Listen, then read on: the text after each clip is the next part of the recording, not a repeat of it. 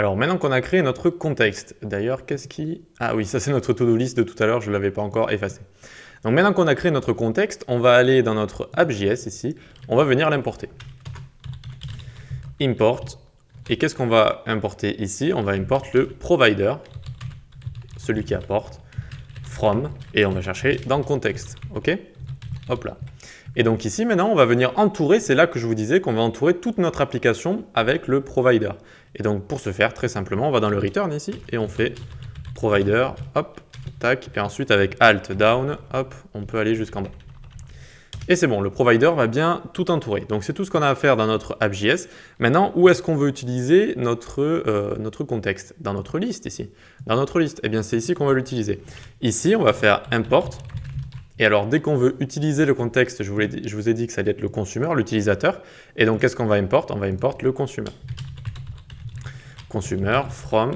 Et donc là, il faut monter d'un cran. Donc, on fait 2 points / contexte. D'accord? Quand il faut descendre, on va à chaque fois dans les dossiers. Quand il faut monter, à chaque fois, on fait 2 points, tout simplement. Donc, maintenant qu'on a bien importé le consumer, on va aller dans le render ici. On va faire un nouveau return.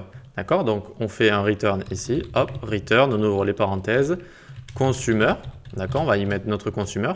Dans ce consumer, on va ouvrir les accolades. On va prendre value qui correspond à tout le state qu'on a mis dans contexte, je vous rappelle.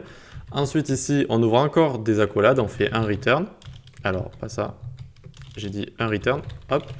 Et dans ce return là, on va pouvoir y mettre du coup tout ici notre React fragment, d'accord. Donc on fait CTRL-X, on vient le coller ici.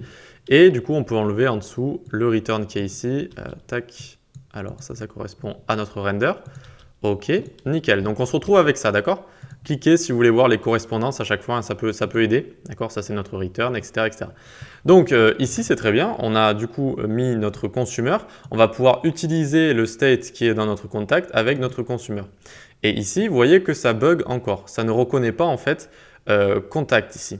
D'accord? Donc au lieu de faire this.state.contact, on va faire, alors hop, on va faire value. Value.contact. Ok, donc c'est comme si on faisait this.state finalement. Et donc tam, c'est bon, ça fonctionne, on a réussi à mettre en place notre contexte. Alors ça ne va toujours pas fonctionner quand je vais cliquer dessus, hein, c'est normal. Ici, on n'a pas encore mis en place du coup comment on va supprimer grâce à notre contexte. Donc il y a toujours cette fonction-là. Mais c'est bon, on a pu donc tout entourer de notre consumer. Et voilà, donc on a bien ici mis value qui fait référence à la value là, qui fait référence à notre contexte ici.